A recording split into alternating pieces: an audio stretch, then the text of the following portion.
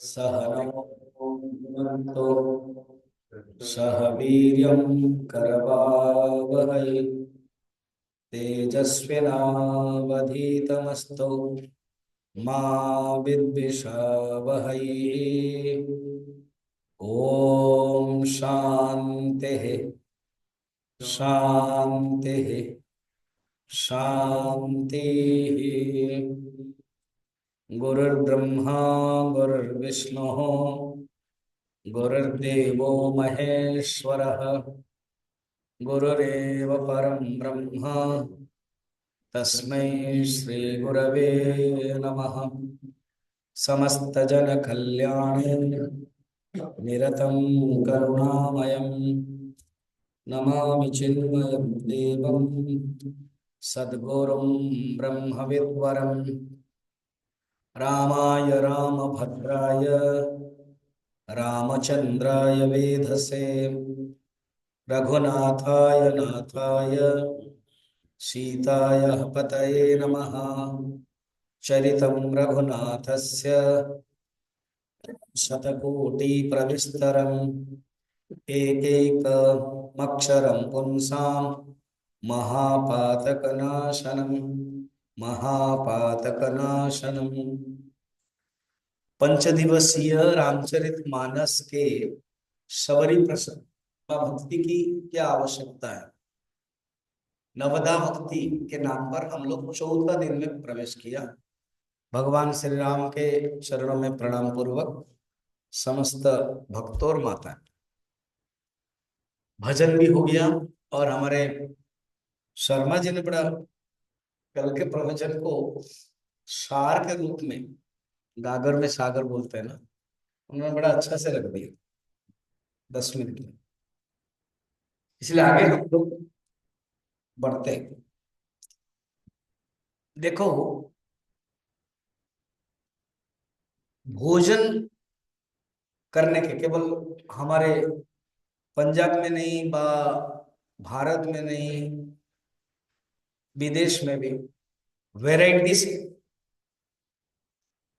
एक ही आइटम का कितना होता है। देखो, अब जैसे आलू है, उसे क्या क्या हो जाता है। आलू परोठा, फिर आलू सब्जी, आलू भुजिया, आलू का अंकल चिप्स। जब अंकल चिप्स है तो आंटी चिप्स भी होता होगा जरूर। तो सब जगह फिट हो जाए। हाँ, तो सब जगह फिट हो जाए। हाँ, अच्छा, सब जगह फिट भी होता है। ये क्यों है पता है? ये अलग अलग अभिव्यक्ति आलू के। आलू एक है मगर अभिव्यक्ति अलग अलग। आपको भी पॉइंट समझ में आ रहा हो। भक्ति भी एक ही है मगर उसकी अभिव्यक्ति अलग अलग।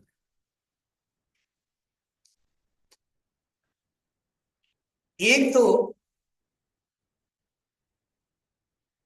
एक ही चीज खा करके ना कभी कोई बोरिंग हो जाता है, इसलिए वेराइटीज किया जाता है। अब मैं जिनके घर में रह रहा हूँ, कृष्णा अम्मा, तो उनके जो नौकरानी है, मुझे पूछा आपको कोई पसंद नहीं, तुम अपने ढंग से बना लो। तो मैं देखता हूँ वो चेंज करते, एक सब्जी अलग, दाल तो कॉमन रहेगा ही, तो वो दाल भी अलग अलग कर देती है। क्योंकि वो नियम है कि नहीं तो उनको लगेगा कि स्वामी जी को लगेगा कि इसको पता ही नहीं है, एक ही चीज बना रहे है ना, टेस्ट के लिए। तो भक्ति में भी ऐसी होती है। सफर केवल भजन करना है तो बोरिंग आएगा, केवल सत्संग सुनना बोरिंग आएगा। इसीलिए नवदा भक्ति कही गई है।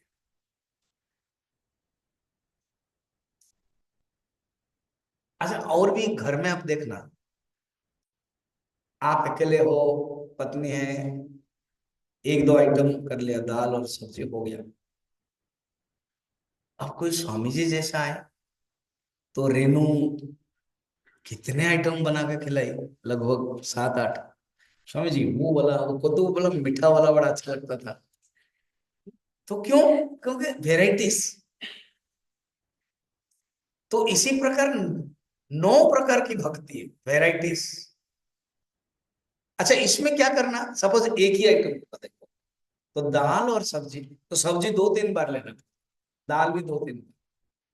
अगर 8-10 आइटम है, थोड़ा थोड़ा ले लिया। अगर आप जीवन में पूरे नवदा भक्ति कर रहे हैं, पूरा 9 प्रकार डेली, सवेरे से लेकर शाम तक, थोड़े थोड़े थोड़े करोगे, तो ये एक मौका है वैरायटी से। जैसे भोजन के समय ये दिया जाता है। अब ये हमारे पास 2 दिन बाकी है, आज कुछ और कल, तब आपको एक आइडिया आएगा। ये नवदा भक्ति हम रोज थोड़े थोड़े कर सकते हैं। कभी जैसे कोई त्योहार हो, रामनवमी, नवरात्रि, उसमें इन 9 में से कोई अधिक होगा ज्यादा, कि नहीं, ये पॉइंट हम ज्यादा कर रहे हैं। अब बड़ा इंटरेस्टिंग है, यह हम कर सकते हैं। हमें पता नहीं था कि ये नवदा 9 प्रकार के भक्ति के नाम पर है। शायद कोई कर रहा होगा और उसका पता नहीं है कि ये नाम है उसका। ठीक है, अब इतना इंट्रोडक्शन समझ में आ गया। अब आगे बढ़ते हैं। हम लोगों ने पढ़ा था नवधा विधि कहूं तो ही पाही, सावधान सुनो।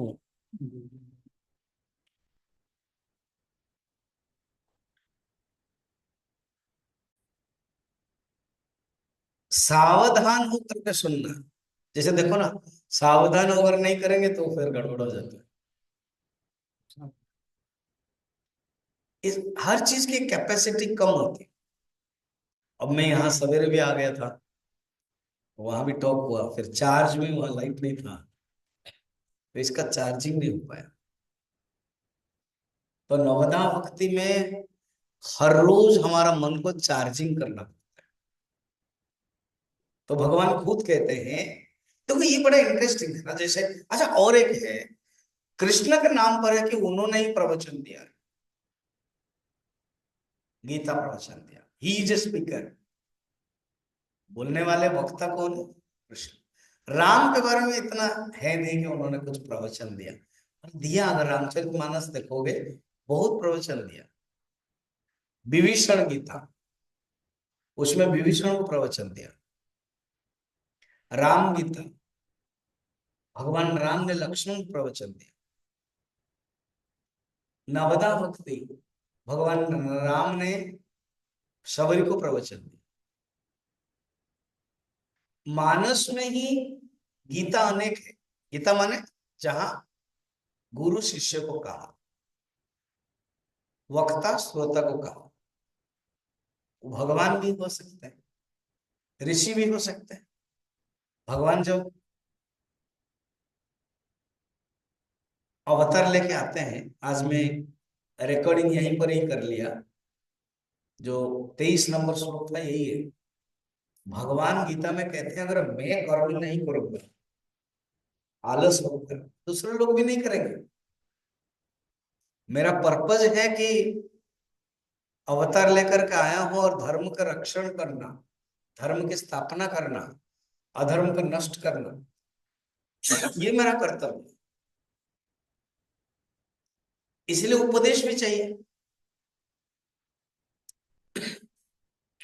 गीता उपदेश श्रेष्ठ है। तो भगवान राम के बारे में लगता है कि उन्होंने प्रवचन दिया नहीं, बहुत दिया। अब ये देखो,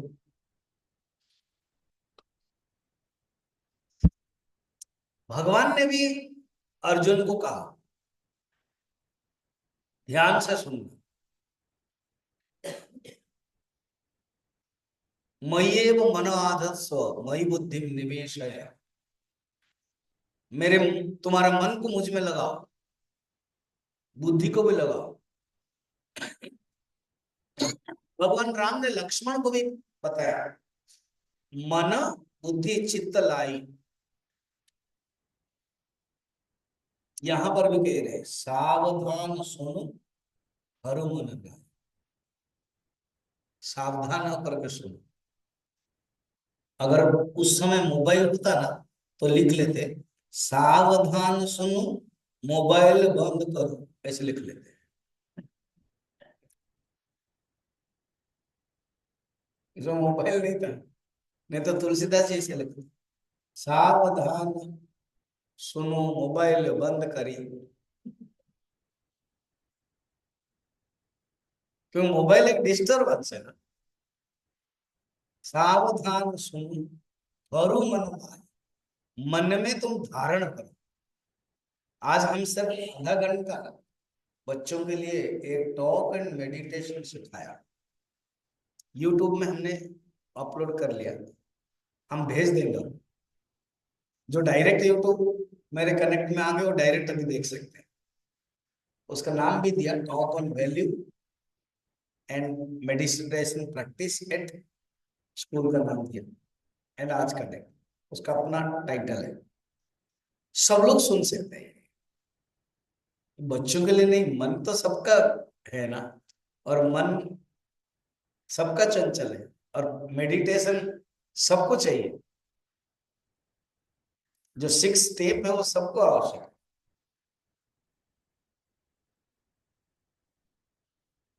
क्योंकि सावधान सुनो, धरो मन माय, मन में धारण करो। भगवान कृष्ण ने गीता में ध्यान योग में यही बताया, शनै शनै उपरमे बुद्ध्या धृति गृहीतया आत्मसंस्थम मनः कृत्वा न किंचित अपि चिंतयेत्। धीरे धीरे तुम अपना मन को बुद्धि के द्वारा कंट्रोल करके मन में और कुछ मत सोचो, केवल आत्मा परमात्मा के बारे में सोचो। खुद भगवान कहते हैं।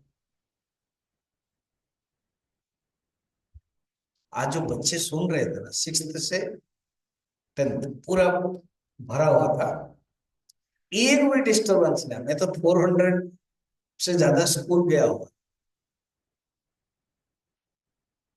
और भीड़ होती थी, बच्चे ज्यादा होते तो डिस्टर्बेंस होता है। और उतावला होकर प्रिंसिपल सोचते कि सब बच्चे भाग लेते, नर्सरी से शुरू कर देते। देखा कि कुछ ऐसे होते हैं, इसलिए शुरू से ही बोल दिया था कि 6th से कैपेसिटी देखकर शांत होकर सुन रहे थे, मेडिटेशन भी किया। सावधान सुनो, धर्म मन माय, बताया। अब शुरू कर लेते हैं। क्या कल हम लोगों ने देखा, प्रथम भगति संतन कर संग, फर्स्ट। अभी लिखने के आजकल की आदत छूट गई है, शायद शर्मा जी लिख रहे हैं और एक दो पे लिख रहे हैं बस। अभी 9 पॉइंट्स लिख आएगा, माइंड में लिखो एंड पेन में तो लिखना अच्छा है। फर्स्ट है सत्संग, जो अभी कर रहे हो सत्संग। प्रथम भगति संतन कर संग। अच्छा, सत्संग साधारण के तौर पर कहाँ जा रहे हो आप? 4:30 बजे तो सत्संग जा रहे हो।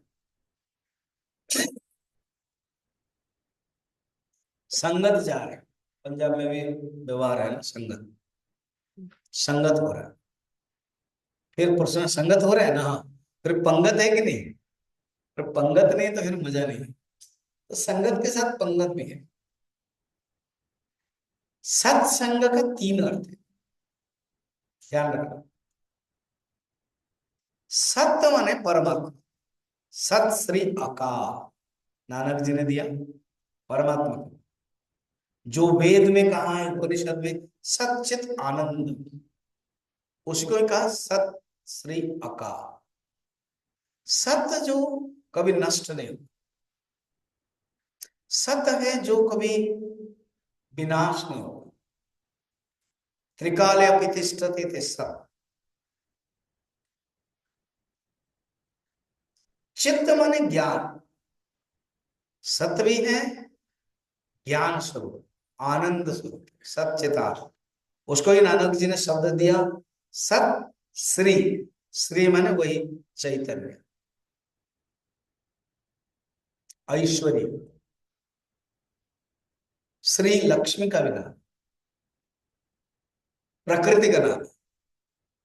तो वो सत्य है, वो श्री है। अकाल माने समय से परे हो, अकाल। रामचरितमानस में आप देखोगे कहानी भी ऐसे ही है। ये जो शिव पार्वती की कथा है ना, पार्वती के जो पूर्व जन्म है वो सती है। सती माने दक्ष प्रजापति की बेटी है। कनखल में जाओ, हमारे जो आनंदमय आश्रम है ना, कनखल में है, पास में, वॉकिंग डिस्टेंस है।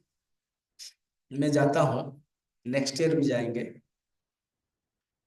रेनू भी जाएगी, शायद डॉक्टर जी भी जाएंगे, आई डोंट नो। बहुत सुंदर जगह है। वहां संयम संगम होता है, बहुत लोग आते हैं सारा वर्ल्ड, इंडिया से।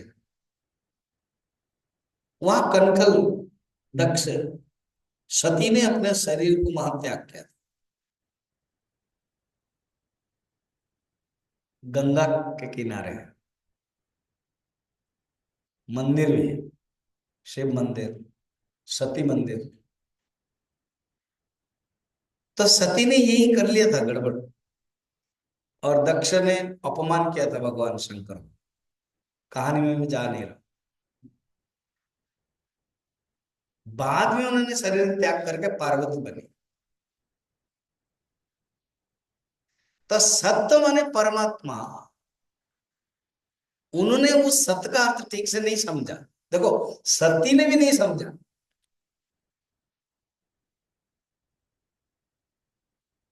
इसके लिए आप खुश मत होना कि सती नहीं समझा तो हम नहीं समझे तो क्या प्रॉब्लम हो गया। ना ना ना, इसका ऐसे अर्थ लो। कोई अगर सत्संग नहीं करेगा, गुरु के मुख से परमात्मा के बारे में नहीं जानेगा, वो सती भी हो, भगवान शंकर की पत्नी भी हो, परमात्मा के बारे में नहीं जान सकता। ये अर्थ है। क्या हुआ कहानी में देखो, पूरी लंबी नहीं, जितना जरूरत है उतना बता।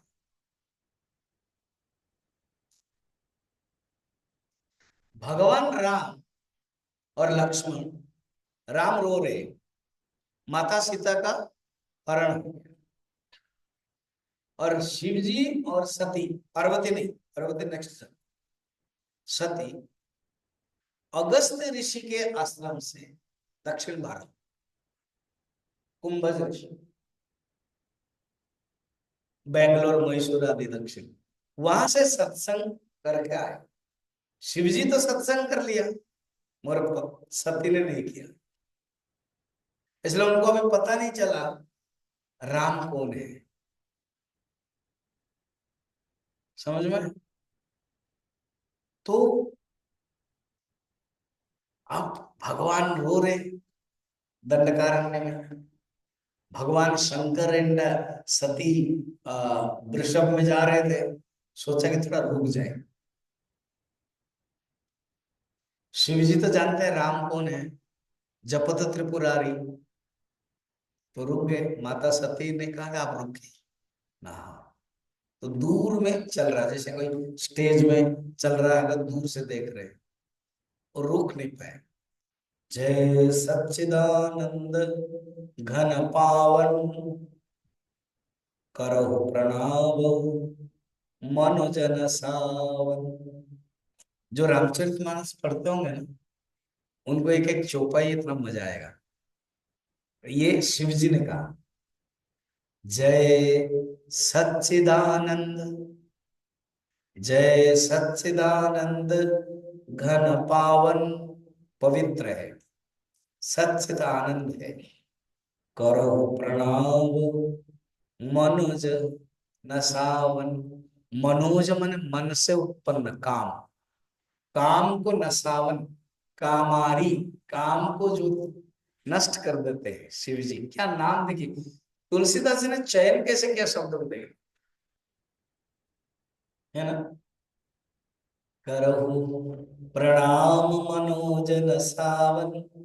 अब दूर से प्रणाम कर लिया। अब सती को हुआ, ये राम को प्रणाम कर रहे हैं। और वो सच्चित आनंद कह रहे हैं। तीनों ही मुश्किल है। थोड़ा इंटरेस्टिंग विचार करना। सत्य माने जो हमेशा रहने वाला, पहले भी था, अभी भी है, और बाद में भी रहेगा। ये तो राम पहले नहीं थे, दशरथ के बेटा नहीं था, इसलिए यज्ञ किया, तब पुत्र हुए। तो पहले नहीं था, अभी दिखाई दे रहा है, बाद में भी मर जाएगा। तो राम सत्य कैसे होंगे? अगर कोई राम को अवतार नहीं मानता, भगवान नहीं मानते हैं, सत्य नहीं मानते हैं, तो कोई बड़ी बात नहीं है। सती ने भी संशय किया था, सती ने भी स्वीकार नहीं किया था, मगर याज्ञ माने याज्ञवल्क्य ऋषि जैसा, या तो भगवान शंकर जैसा, या तो अगस्त्य ऋषि, कुंभज ऋषि जैसा, या तो किसी भी गुरु के पास जाकर के ये सत्य क्या है जाने, तभी अनुभव हो सकता है। अब क्या हुआ, अभी सती विचार कर रही है, क्या शिव जी ने सच्चित आनंद कहा? कितना सुंदर। देखो वेदांत में, अगर आप वेदांत के छात्र बन रहे हो तो ऐसे ही चिंतन करना पड़ता है। सच्चित आनंद स्वरूप आत्मा, आत्मा का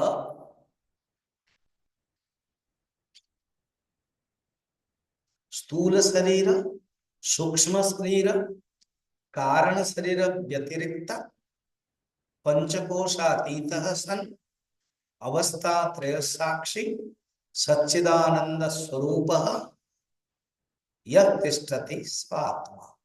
तत्वबोध में तो आप लोग ना बड़े ध्यान से सुन रहे हो, मैं 4 दिन से देख रहा हूं, इसीलिए मुझे थोड़ा वेदांत उपनिषद के भी, जब शिष्य ध्यान से सुने, गुरु के अंदर से जो ज्ञान है वो ऑटोमेटिक आएगा, नियम है।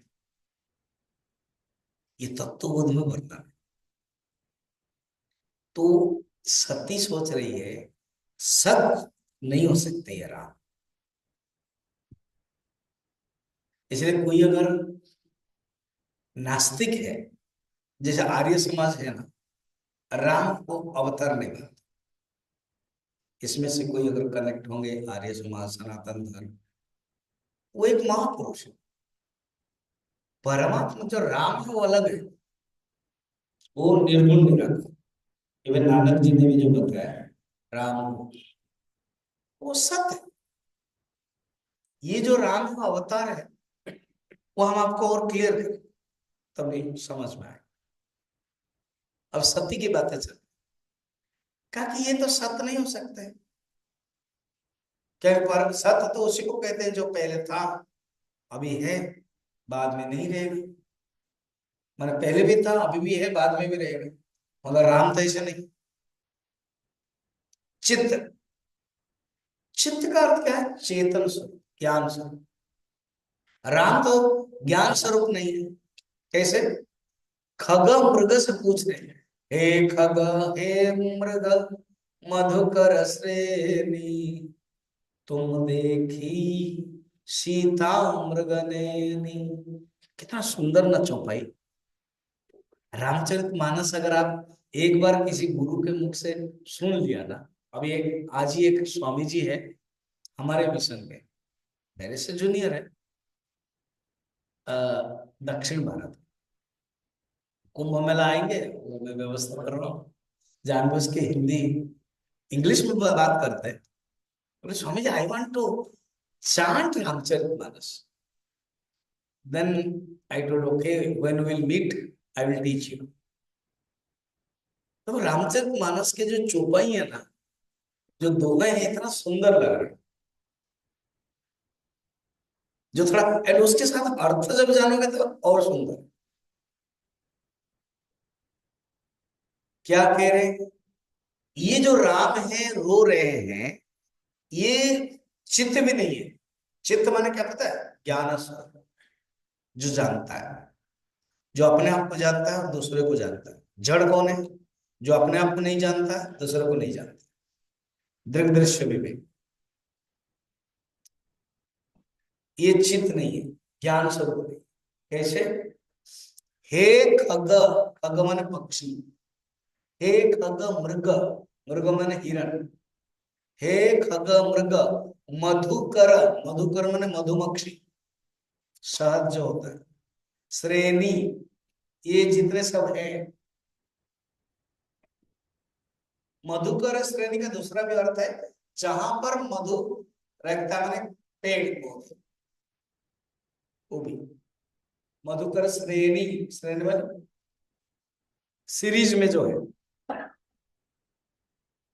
उनको पूछ रहे, तुम देखी सीता मृग नयनी, मेरी जो पत्नी है सीता है, वो मृग नयनी है, चंद्रमुखी है, तुम उनको देखा है? वो सबकी कहती है, ये चित्त भी नहीं है। देखो भगवान शिव जी से नहीं बोल रहे, अपने आप। जैसे कभी कभी आप अपने आप में बातें करते हो ना, अपने आप चिंतन करते, मैं कुछ बोल रहा हूँ तो आपको समझ में नहीं आता तो अपने आप बात करते हो, पसंद नहीं करते अपने आप बात करते हो। तो सती ने अपने आप बात किया कि ये चित्त भी नहीं है। क्यों? ये नहीं जान रहे हैं, वो पूछ रहे हैं खगम मृग। सत्य नहीं है, चित्त नहीं है, तीसरा शब्द क्या है? आनंद। ये आनंद है नहीं, क्यों रो रहे? तो इस इनको सच्चिद आनंद कैसे कहा? तब कहानी आगे बढ़ो, क्योंकि मेन टॉपिक सत्संग है। मैं वहां पर जा करके बंद करता हूं। भगवान शंकर जान लिया, अंतर्यामी जान लिया कि इसके मन में क्या चल रहा है। सती, तुमको जाना है वहां ना? हाँ, तो पता है परीक्षा करने के लिए गई। परीक्षा करने के लिए गई, क्या किया पता है? सती ने सीता का रूप धारण कर लिया। जब सीता का रूप धारण कर लिया तो भगवान राम तो पहचान लिए, तो ड्रामा कर रहे हैं, भगवान लीला कर रहे हैं। तो कहते, हे माता सती, आप अकेले घूम रही हो, त्रिपुरारी कहाँ है? अब भगवान राम के बातों में बड़े गृह रहस्य है। माता सीता को मैंने अकेला छोड़ा तब मुश्किल हो गई, अब आप अकेले घूम रही हो, कुछ होने वाला है क्या? आपका ही शरीर जाने वाला है, यही अर्थ। अब इन्होंने क्या किया?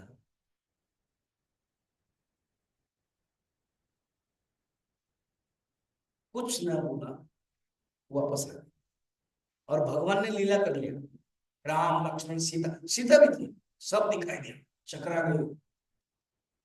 गलती की, भगवान को परीक्षा नहीं करते,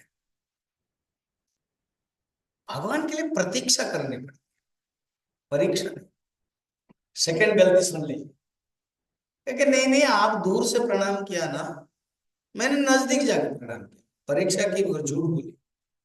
बस यही दो से भगवान शंकर ने सोचा, मेरी पत्नी सती सीता का रूप धारण किया, अर्थात मेरी माँ का रूप धारण किया, मेरी इष्ट है, इसलिए मैं और शरीर के रूप में पत्नी स्वीकार नहीं करता। उन्होंने सत्य प्रतिज्ञा कर लिया, पुष्प वृष्टि हुई। फिर कैलाश पर्वत जब आए, कथा को मैं थोड़ा सा कंप्लीट कर देते तो आपको कंफ्यूजन हो जाएगा। कैलाश पर्वत आए, ध्यान में रहने लगे। माता सती को बहुत दुख हुआ कि मैंने गलती कर दिया। इसी बीच में दक्ष प्रजापति हवन किया, यज्ञ किया, भगवान शंकर को नहीं बुलाया। सती ने कहा कि मैं जाऊं, गई, अपमान देखा, शिव जी के लिए आसन नहीं है, हवन के लिए जगह नहीं है, तो उन्होंने अपने शरीर को त्याग किया। पॉइंट क्या है? सत्य। हमारा विषय क्या है? सत्संग। कितना सुंदर है ना। तो सत्य संग का पहला अर्थ है सत्य से संग कर, परमात्मा से संग कर। हमारा मन परमात्मा में आएगा। मन सत संलग्न, संलग्न एक संस्कृत शब्द है, संलग्न। तो मन जब सत्य में रहता है वो सत्संग। First, number one. सेकंड है कोई साधु। साधु को संत कहते हैं, संत। संतन कर संग, साधु के संग करना जो आप लोग कर रहे हैं। और याद रखना, जो साधु भी होते हैं वो अगर परमात्मा के बारे में नहीं बोलते, अपने बारे में बोल रहे हैं, चमत्कार करवा रहे हैं।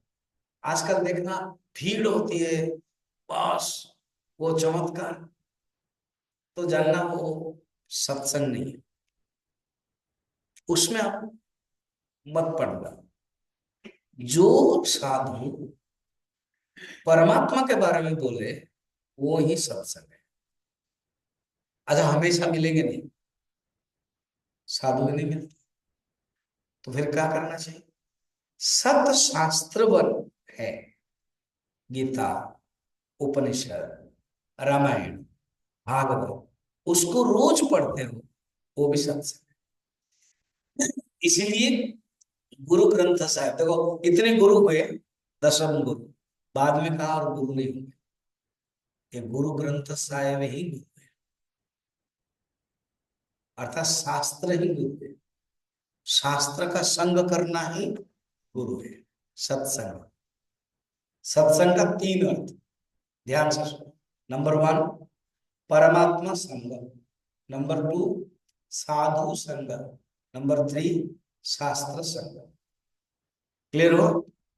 हाँ ना तो बोलो, कुछ हाँ ना ठीक से तो बोलो, है ना। तो पहला अर्थ क्या है? परमात्मा संग। दूसरा अर्थ क्या है? साधु संग। कोई भी अगर साधु मिलते हैं तो जाओ वहां सत्संग करो। और वो मगर परमात्मा के बारे में बोलना चाहिए। वो अगर इधर उधर के बातें कर रहे हैं, कोई चमत्कार कर रहे हैं, फिर आप उसमें इतना इंटरेस्ट रखें। और जिसको चमत्कार चाहिए वो जाएंगे। सब लोग तो परमात्मा के बारे में चिंतन करने वाला नहीं होते हैं ना। ठीक। तो प्रथम भगति संतन कर संगा। अब सेकंड, दूसरी रति मम कथा प्रसंगा। दूसरी है, जो सत्संग कर रहे हो, भगवान के बारे में जो बोल रहे हैं गुरु साधु, उसमें आप प्यार रखना। देखना लिखा हो दूसरी रति, रति माने प्यार, मम, मम माने मेरा, भगवान राम खुद बोल रहे हैं। मम कथा, मेरी कथा, मेरी जो लीला, कोई भी प्रसंग है, प्रसंगा, कोई भी प्रसंग है, कथा प्रसंग,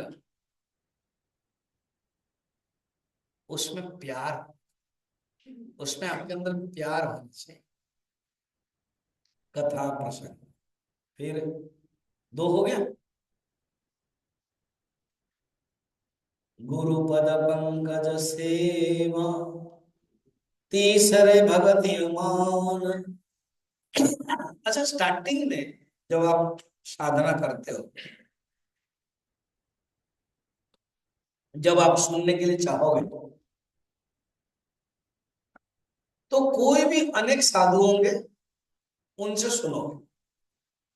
मगर जीवन में साधु सबका, गुरु आपका। याद रखना इस पॉइंट। बहुत लोग कहते हैं ना, हम हमें ना गुरु करने का कोई जरूरत नहीं। यहाँ गलती हुई। देखो यहाँ पर भी तुलसीदास जी ने, भगवान राम भी शब्द का प्रयोग कैसे किया, देखें। पहले क्या कहा? प्रथम भगवती संतन कर संगा। संतन, संतन माने साधु, संत, संत के संग। सेकंड है जो साधु जो बोल रहे हैं कथा में प्यार रखते।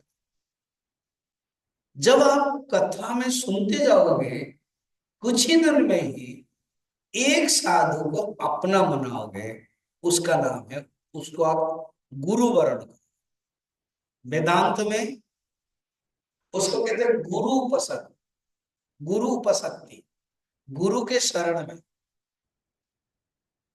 इसलिए शब्द भगवान क्या व्यवहार कर रहे हैं, तीन जो दोहा में देखना, गुरु, उसके पहले नहीं आया शब्द, अभी तीसरे भक्ति में गुरु। आप बोलोगे पहला नंबर ये स्वामी जी में करता हूं, साधु संग करता हूं, गुरुद्वारा जाता हूं, जो बोलते हैं सुनता हूं, संत जाता, मंदिर जाता हूं, अभी भी आपके प्रवचन सुन रहा हूं एवं कथा भी सुन रहा हूं, अभी सबरी हुसैन चल रहा है, प्यार नहीं हो रहे, मगर आप किसी को गुरु मानना पड़ेगा। गुरु पद पंकज, पद माने पैर, पंकज माने उनका जो पद्म पंकज, सेवा, उनकी सेवा करनी। तीसरी भगति, तीसरी भक्ति अमान, सेवा भी करना है। अमान, अमान मैंने मान नहीं है, अभिमान नहीं है, बिना अभिमान से, अभिमान रहित सेवा कर। ये प्रोसेस में हम लोग जाते नहीं रहे, जीवन में गुरु ही नहीं किया। एक छोटी सी कथा है, चलो गुरदासपुर का नाम लेते हैं। गुरदासपुर में एक लड़की थी, शादी उसकी हरिद्वार में,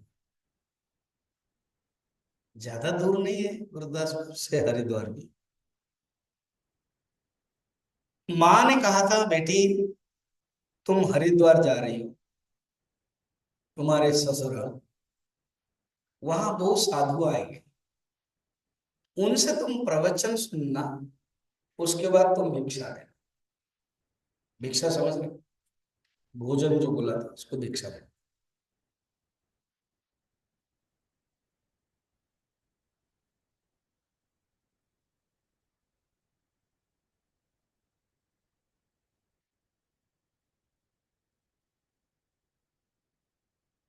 ये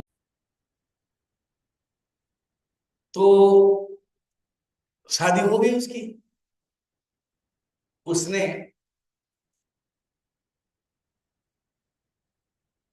सोचा कि कोई साधु आएंगे, सचमुच 2-3 दिन के बाद एक साधु आए। उसको याद है कि पहले उपदेश उसके बाद भोजन। बोले साधु बाबा आप उपदेश दीजिए, फिर मैं भोजन भोजन दूंगा। साधु ने जान लिया तुम्हारी माँ ने सिखाई क्या ना, हाँ। तुम गुरदासपुर से आए हो ना, ठीक है। तुम्हारा जो नियम है, मेरा नियम क्या है पता है ना, पहले मैं भोजन लूं उसके बाद उपदेश, इसलिए इसे करो। तुम पहले मुझे भोजन दो ना, माफ करे, मैं कल आपके लिए खीर बनाऊंगी और मैं भोजन दूंगी, आप उपदेश दे दो, ठीक है। अगले दिन कमंडल लेकर के आए, कहा कि दो तुम, तो सुंदर खीर बनाई थी, बासमती चावल है, डेहराडून के केसर है, काजू है, किशमिश है, फ्रेग्रेंस हो रही है। और कमंडलों में साधु ने क्या किया था, कीचड़ डाल दिया। अब कीचड़ भरा कमंडलू दिखाया तो तुरंत वो दुल्हन है, कहा कि स्वामी जी ये तो खराब हो जाएगी मेरी खीर, ना दे दो कुछ, सब ब्रह्म है, खिचड़ी भी ब्रह्म, खीर भी ब्रह्म, तुम भी ब्रह्म, मैं भी ब्रह्म। स्वामी जी ब्रह्म तो ठीक है मगर होगा नहीं है, खराब हो जाएगा। आप दीजिए आपके कमंडल, मैं साफ कर लेती हूँ। उसने कमंडल लिया, साफ किया, खीर रखा, इस भावना से स्वामी जी कुछ प्रवचन देंगे। अब स्वामी जी ने लिया, शायद मिलिट्री में होंगे, पीछे मुड़ तेज चाल चले गए। तो लगा आपने तो प्रवचन नहीं दिया ना, मैंने दे दिया बेटी, तुम ध्यान से नहीं ना। क्या तुमने जो प्रक्रिया की खीर देने के लिए, क्या क्या समझे ना? क्या कीचड़ भरा पात्र में तुम खीर नहीं डाली, मेरे पात्र को तुमने ले लिया और साफ किया। क्या तुम्हारे मन में भी बहुत कीचड़ भरा, काम, क्रोध, अभिमान, देखो अमान शब्द है यहाँ। तुम अपने आप को शिष्य नहीं माने, मुझे गुरु माना नहीं, नहीं तो गुरु को बाहर रख कर कैसे दे देते, गुरु को घर लाते, आसन में बैठाते, पद पखारण करते, पूछते। तुमने वो नहीं किया क्योंकि तुम्हारे अंदर शिष्य भाव नहीं है। अच्छा, जैसे मैंने तुमको पात्र दिया, तुम्हारा मन को मुझे नहीं दिया, मन को समर्पण नहीं किया। शिष्य उसको कहते हैं, शासनात् शिष्य, साधिमाम तम प्रपन्न।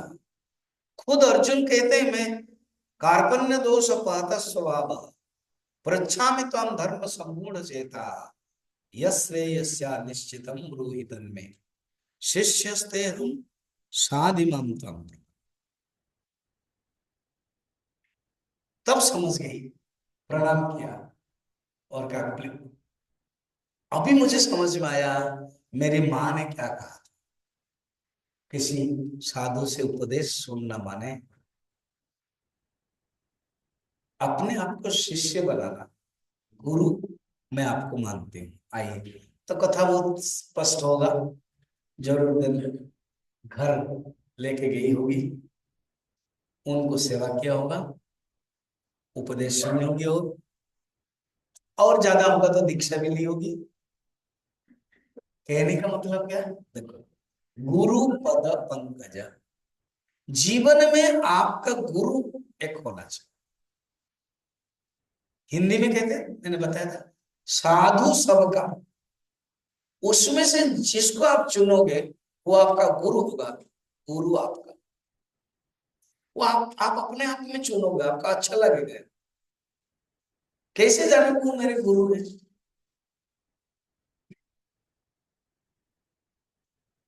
वो मेरे गुरु है, हम कैसे जाने?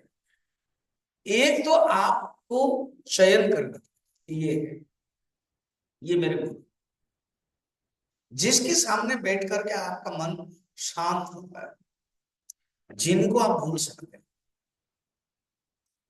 एक रांची में एक पॉलिटिशियन के मिसेस ने, मैं जब रांची में था, उन्होंने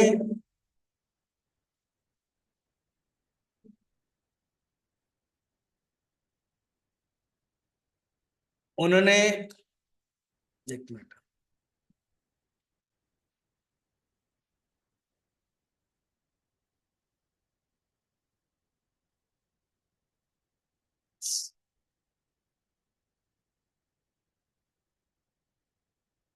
हुआ, उसको चार्ज करना लगा, गुड। अच्छा, हम गुरु क्यों करें? क्योंकि हमारा मन चार्ज होना पड़ेगा, जैसे ये बैटरी को चार्ज करना, बार बार चार्ज करना पड़ेगा, तो आवश्यक है।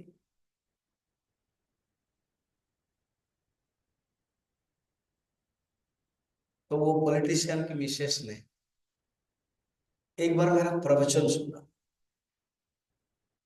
फिर एक दिन घर बुलाई किसी के थ्रू से, मैं गया, देखा कि शंकराचार्य को फोटो है जगत पूरी के, उनके घर आए, आए, उन्होंने एक छोटी सी बात बताई, स्वामी जी, शंकराचार्य जैसे बहुत बड़े पुरुष मेरे पास आए थे, मगर मैं ऐसे गुरु चाहती हूँ उसी से जो मुझे बात कर सके, मैं कभी भी उनके पास जा सकता, मैं कभी भी उनके उनके सामने प्रश्न रख सकता, जिनके पास बैठकर मुझे अच्छा लगे। तो मैंने, आप ढूंढो, आपको ही ढूंढना। इतने बड़े शंकराचार्य हो, बड़े बड़े जो टीवी में आ रहे हैं, आप ढूंढोगे मगर आपको नहीं मिलेंगे, आप उनको प्राप्त नहीं कर पाओगे, उनको प्रश्न नहीं रह सकते। ऐसे गुरु मत करना जो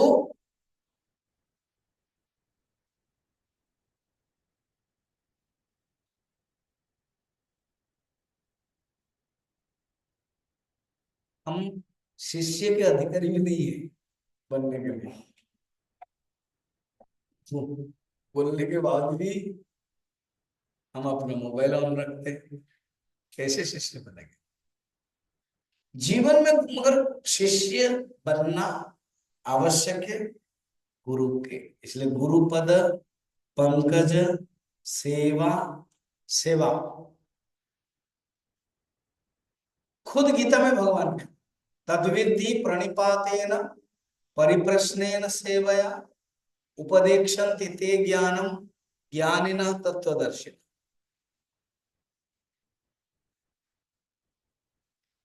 अर्थात हम गुरु के पास जाएं, प्रश्न भी पूछें, समर्पण भी करें और सेवा करें। आप उस श्लोक को, गीता को देखो, देखोगे तो तद्विधि प्रणिपात है, प्रणिपात मन में होता है, परिप्रश्न बुद्धि में, और सेवा शरीर से। तो शरीर से सेवा, मन से समर्पण, बुद्धि से प्रश्न, तीनों ही होना चाहिए। हमारा चिन्मय मिशन का जो नियम है ना,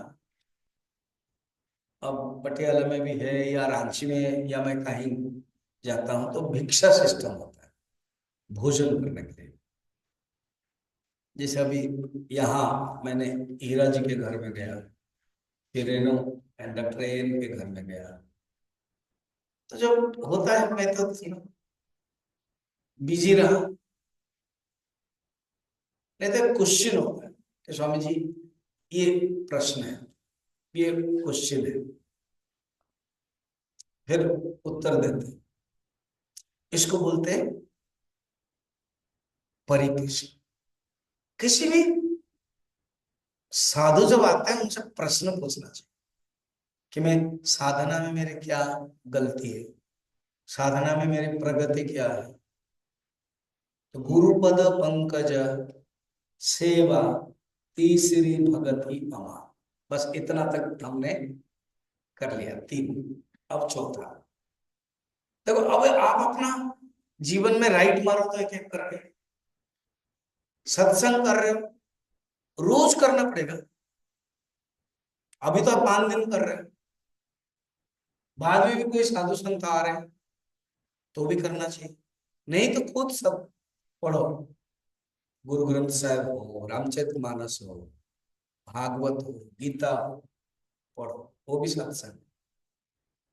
सत्संग सेकंड है, जब आप कथा सुनते हो पढ़ते हो, आप आपके अंदर एक प्रेम आना चाहिए, एक प्यार आनी चाहिए, प्यार में डूबना चाहिए, वो सेकंड है। थर्ड है, अनेक साधुओं में से आप एक को चयन करना, ये देखो एक लड़की के लिए जब शादी होती है उसके पहले अनेक लड़के को देखना पड़ता है, उसमें एक चयन करते वो पति बन जाते। इसी प्रकार लड़के भी शादी जब करना पड़ता है, अनेक लड़कियां देखना पड़ता है। आप लोगों को पता ही है, कितने देखे कितने टूटे, फिर शादी के बाद भी टूटी, है ना। तो शादी से पहले लड़के के लिए सब लड़कियां, और शादी हो गई तो एक ही पत्नी है, बाकी सब लड़के हैं। लड़के के लिए भी शादी से पहले सब लड़के, जब शादी हो गई एक ही पति, बाकी सब लड़के। वैसे ही साधु सब सब है, सब सब साधु, साधु अनेक, उसमें से एक चयन किया है, वो हो गया। ठीक, अब तीसरा तक आ गया। तो आपको सोचना पड़ेगा मेरा मेरा क्या क्या है, क्या मेरे जीवन में गुरु है। अच्छा, गुरु क्या करते हैं? दीक्षा देते हैं। दीक्षा देते हैं, अपने मंत्र देते हैं। एक इष्ट अभी आएगा। इष्ट माने क्या है? जो भगवान आप पसंद करते, जैसे बफे सिस्टम होता है, तो बफे सिस्टम में जो पसंद करते हो खाते हो। इष्ट का अर्थ कोई है, आप चयन करो। कैसे चयन करोगे? उसका भी तीन कारण है, देख लेना। जो भगवान को आपको नेचुरल पसंद, राम, कृष्ण, शिव, वो आपका इष्ट है। दूसरा है, उनका गुण आप चाहते हो, जैसे मर्यादा है, आप चाहते हो। यू एग्जाम्पल डिसिप्लिन है, तो आप जरूर राम को पसंद। आपके जीवन में लाइटनेस है, कृष्ण आपको पसंद। वैराग्य रखते हो, शिव जी पसंद। शांत स्थिर रहते हो, विष्णु पसंद। आप चाहते हो सब कुछ ठीक चले, दुर्गा पसंद। आप बल को महत्व देते हो, हनुमान पसंद। जो आप चाहते हो, या तो जो आपके जीवन में रिफ्लेक्शन हो रहा है, वो आपका कनेक्ट हो जाएगा। ध्यान रखना। अभी उसी मॉल को जाते हैं जिस मॉल में जो जो सामान है, उसमें जाते हैं और खरीदते हैं। तो ये भगवान जो है ना, मॉल एक है। आपको शांत चाहिए, विष्णु। मर्यादा चाहिए, राम। आपको जो चाहिए वो आप चयन, चयन करने के लिए शिष्य को, भक्त को स्वतंत्रता देंगे। गुरु कभी बंधन नहीं करेंगे। कुछ कुछ ट्रेडिशनल है, वैष्णव संप्रदाय गुजरात आदि में, हाँ वैष्णव में, कि नहीं विष्णु का ही कृष्ण का ही करेंगे, ऐसे नहीं। आपको चयन करना पड़ता है, क्या आप चयन करो तो धन मंत्र देंगे। इतना सुंदर, ये सब क्या जरूरत है? अब आगे आएगा क्या जरूरत है, पहले देख ले। चौथी भगति मम गुण गण, करई कपट तजी गान। कपट छोड़ करके मेरे गुण समूह का गान करे, ये चौथी भक्ति। अर्थात मेरे जो गुण है, भगवान कहते हैं मेरे जो गुण है उसको गान करो, ये है चौथी। ठीक है, चलिए, चौथी भक्ति तक हो गई। अब हम लोग पढ़ते हैं आगे पंचम का कागज। आपके पास है ना कागज?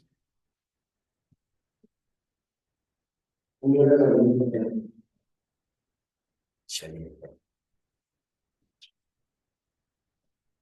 मंत्र जाप, पहला वाला पेज है मंत्र। कोई बजाने के लिए है? आओ, दोनों आ जाओ। रेडी? आप लोग कोई कुछ भूलता नहीं आना, मैंने इतना प्रवचन में जम गए, ये है ना, क्या है, थोड़ा सा आना था करो। आप रेडी पढ़ने के लिए? Ready. अच्छा। मंत्र जाप मम दृढ़ विश्वासा,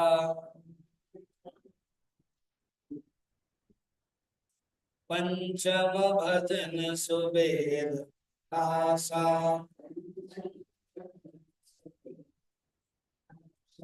छठदम शील विरति बहु करमा,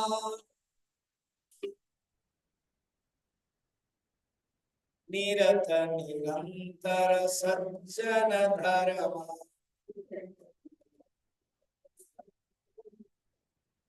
साधव सम मोहि माय जगदेका,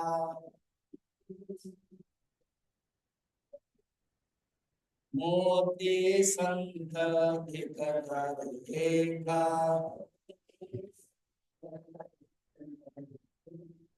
आठव जथा संतोषा, सपने नहीं देखा पर दोषा, भवम सरल सब सन छल हीना,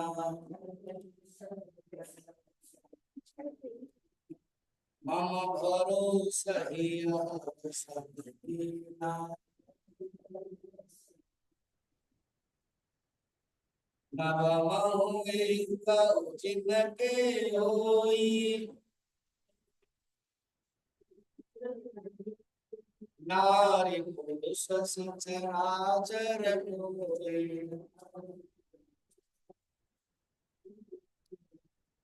अब इतना ही, फिर कल पढ़ेंगे। अब बोलिए, चौथी तक आए, आज पांचवा आ जाएंगे। मंत्र जाप मम दृढ़ विश्वास। अब एक टॉपिक चल रहा था ना, क्या? इष्ट। देखो, गुरु चयन किया तीसरा नंबर में, 5 नंबर में, हाँ 4 नंबर में भगवान के गुण गा रहे, उसमें मंत्र नहीं है, गुण गा रहे, अलग अलग कथा है, गुण गा रहे,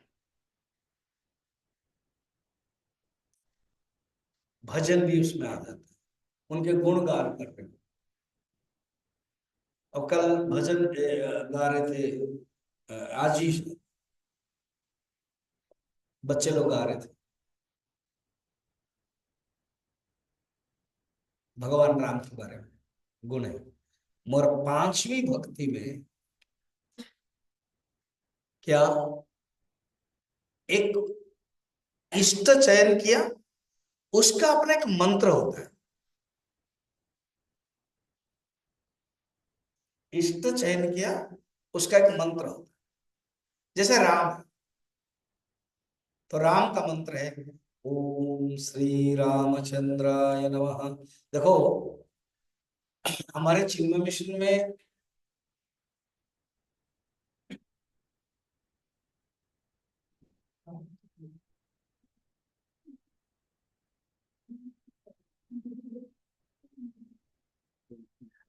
कल से ना,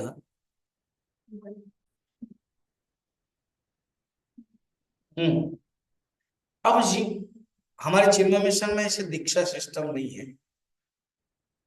और गुरुदेव ने, स्वामी चिन्मयानंद जी ने कभी कभार जो इंटरेस्ट बहुत लिए है, उनसे दीक्षा ले, उनको दी वक्त, बाद में भी कुछ कुछ दिया। अब जैसे, अरे चेंज करो तो, सोचेगा कि ये पता नहीं ये कहानी है, नहीं नहीं, वेद में भी है, वेद में भी वर्णन है, इसलिए वेद प्रकाश। ठीक, आज इतना ही रहने दें, कुछ मैं अनाउंसमेंट करूंगा।